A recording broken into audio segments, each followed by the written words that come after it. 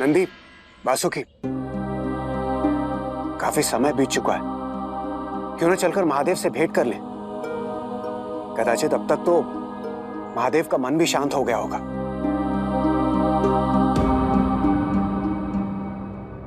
महादेव,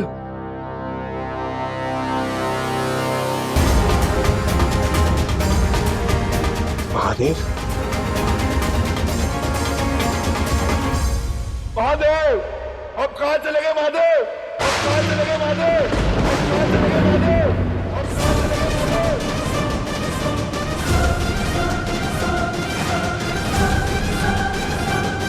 महादेव चले गए?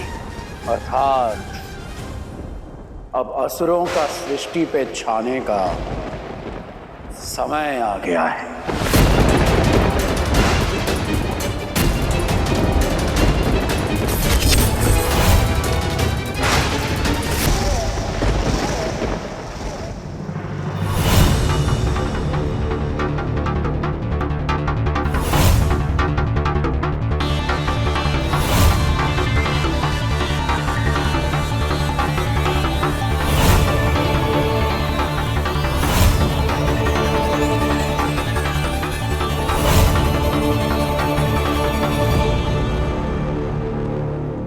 आपकी दिव्य दृष्टि ने क्या देखा नारायण? क्या महादेव का कुछ पता चला? कहां है वो? महादेव दिखाई नहीं दे रहे हैं। कदाचित उन्होंने स्वयं को मेरी दिव्य दृष्टि से सुरक्षित कर लिया है।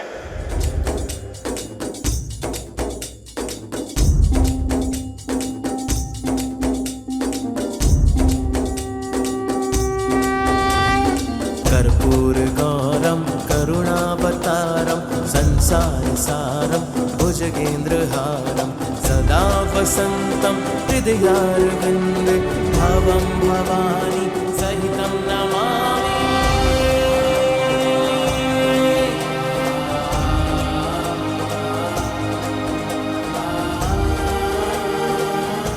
ये महादेव का प्रसाद है, खा लो, जीवन सार्थक हो जाएगा।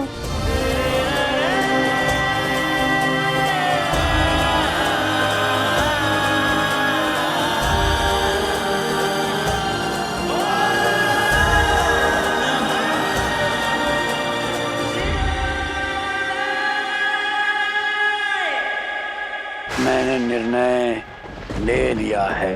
हम विश्व विजय अश्वमेध यज्ञ करेंगे।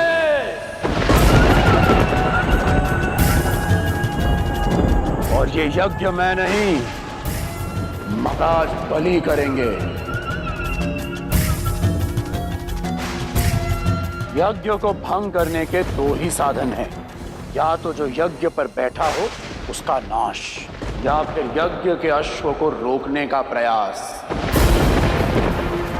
महाराजा बलि पवित्र मन से यज्ञ में बैठेंगे और नीति के अनुसार कोई सीधे उन पर प्रहार नहीं करेगा।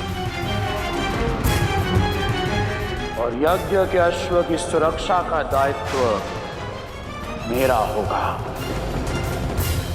देखते हैं यज्ञ के अश्व को रोकने का दुस्साहस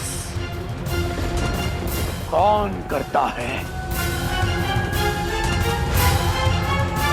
जहां जहां हमारा अश्व जाएगा, पृथ्वीलोक, स्वर्गलोक, दानव, मानव, सब दिशाओं में केवल असुरों का राज होगा। और उसे सुनिश्चित करने का दायित्व मेरा होगा।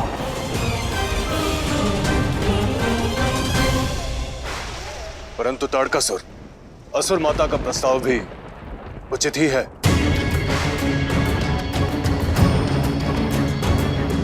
अब असुर कुल प्रस्ताव नहीं, अधिकार की बात करेगा।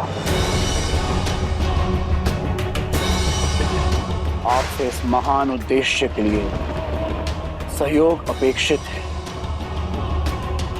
तो बताइए, देंगे साथ?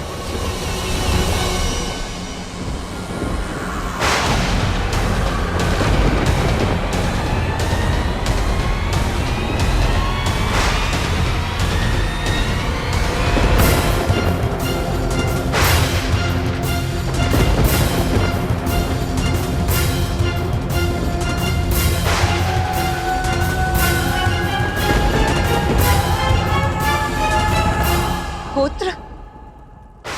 अब कुछ मत कहना असुर माता।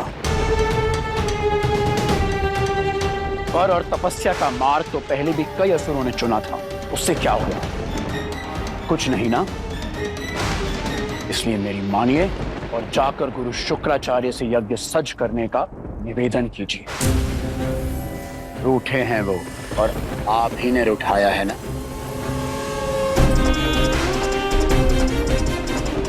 आपको ही मनाना होगा। उचित है, जाऊंगी मैं।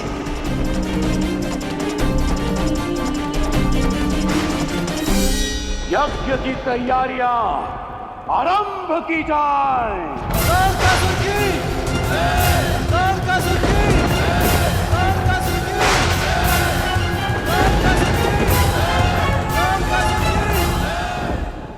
अरे रोको, रोको इन बकरियों को।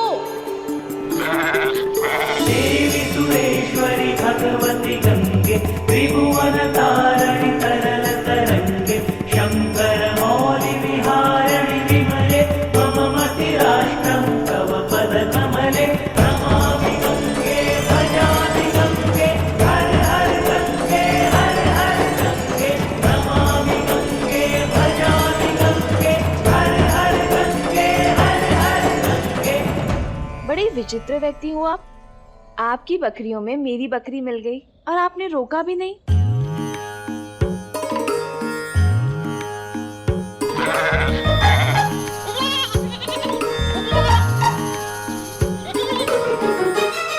आप स्वयं रोक लीजिए देवी।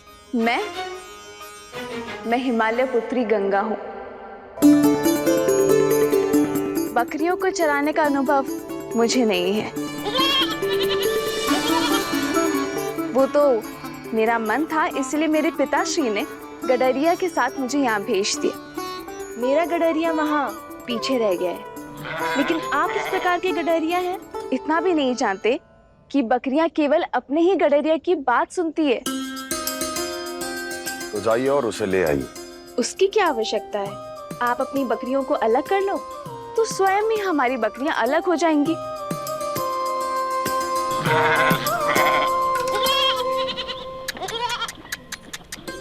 वैसे हमने सुना है कि हर गडरिया की अपनी एक विशेष ध्वनि होती है, जिससे उसकी बकरी परिचित होकर उसकी बात मानती है।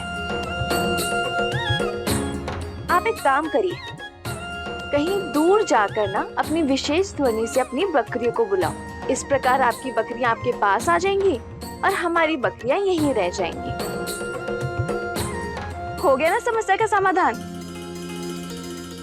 अरे देख क्या रहे हो, जाइए जाकर करिए।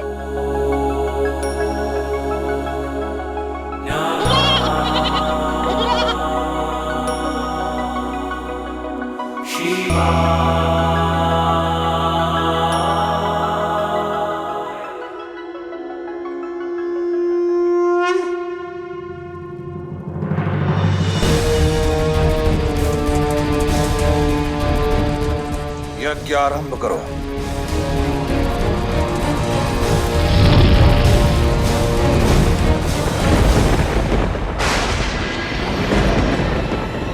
ये किसका प्रभाव था?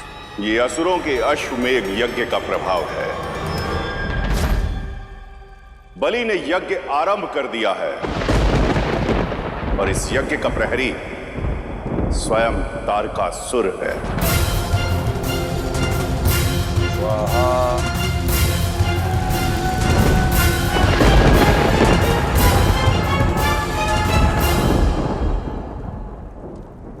समस्त असुर जानते हैं कि इस समय त्रिदेवों की धुरी टूटी हुई है, और ये भी जानते हैं कि इस समय हम सब दुर्बल हैं, क्योंकि हमारे महादेव हमारे पास नहीं।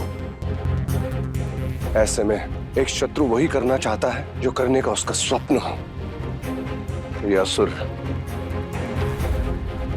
अपनी आसुरी शक्तियों को प्रदर्शित करने के अवसर का लाभ अवश्य उठाएंगे।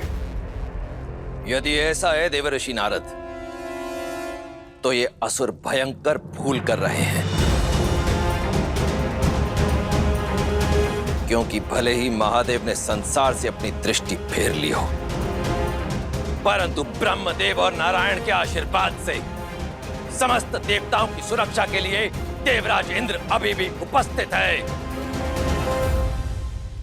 मैं करूंगा तारकासुर का संहार।